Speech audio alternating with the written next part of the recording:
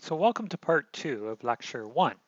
Now I ended off part 1 by talking about kind of like the fundamental questions in linear algebra. Does a solution exist to a system of linear equations?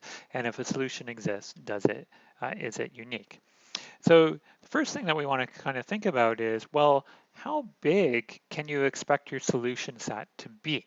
So if I gave you a system of linear equations, can you actually, decide from the get-go how many types of solutions you should how many a rough description of your solution set? And you can actually get a lot of intuition from what's happening in the two variable case because it kind of ties back into what you would have learned in high school. So in the two variable case, you only have let's look at two equations with two unknowns. So we have a and here I'll write it. Oh yeah, I'll write it like this. A1. Sorry about that. Let's try that again. We have a1x1 plus a2x2 equaling to b, and we have c1x1 plus c2x2 equaling to d. Now, these are two equations in two unknowns, and one way to think about this is you also have a geometric way to think about what these things are, and both of these things are of equation of lines in the plane. So I have two lines in the plane. And what you can start doing is thinking about, well, how do two lines in the plane intersect? Okay, because the intersection is really going to be the solution set. So if you sit down and think about it for a minute, there's a bunch of different ways two lines in the plane can intersect.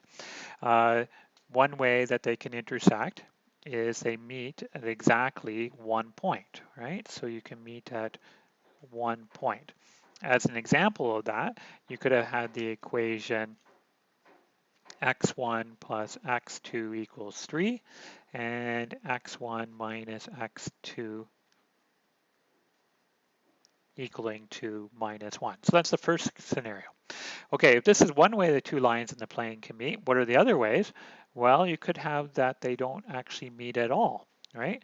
They meet at no point. And that happens when your two lines happen to be parallel, right? So we have parallel lines. And if you want to see an example where that happens, well, I could have x1 plus x2 equals 3, and I could have x1 plus x2 equal to 1. So there are no solutions. And then there's one other scenario where, and this will be a little hard to draw, you have exactly the same line, right? So they meet everywhere.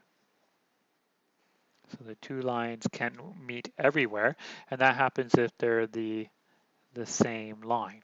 And here would be an example of that, just so you have something like this in your notes. I could have the line x1 plus x2 equals 3, but I could also have the line 2 times x1 plus 2 times x2 equals 6. So these are the exact same line. So in this situation right here, in the two variable case, we see that the solution set can only have one of three forms. It has exactly one solution, it has no solution, or it has an infinite number of solutions because they agree everywhere. And it turns out, and we will prove in sometime in the future, that this actually holds in general. So it doesn't matter how many variables that you have, your system of linear equation will have either one of three cases. So it will have no solution, it will have exactly one solution, or it will have infinitely many solutions.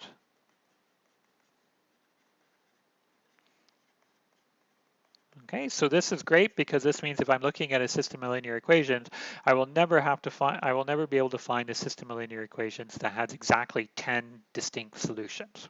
Okay, so that's one thing that we're going to use kind of multiple times through this course.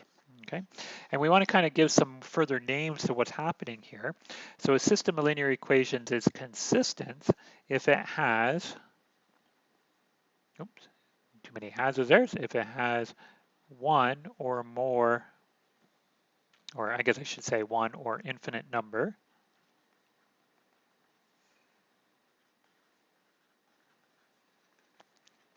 of solutions. And then otherwise, the system of linear equations is inconsistent. So we can talk about our system of linear equations having no solution. So one way to think about what we're doing here is we're going to the three possibilities and we're kind of dividing them up into two classes. So you want to think about we're separating them here. If you're this way, your system of linear equations is inconsistent. And if you're this way, your system of linear equations is consistent. Consistent. Okay, so it's good that you know this terminology, inconsistent, inconsistent. So that's one thing we're looking at in linear algebra. We're looking at system of linear equations.